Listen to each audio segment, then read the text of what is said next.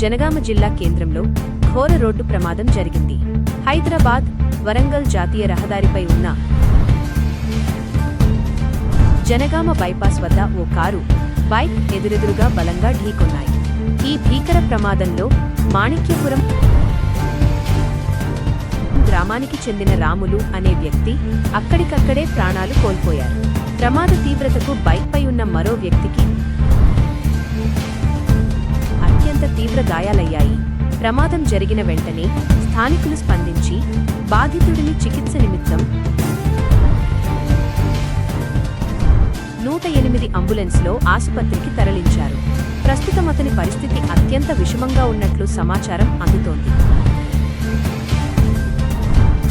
సమాచారం అందుకున్న వెంటనే పోలీసులు ఘటనా స్థలానికి చేరుకుని పరిస్థితిని సమీక్షించారు.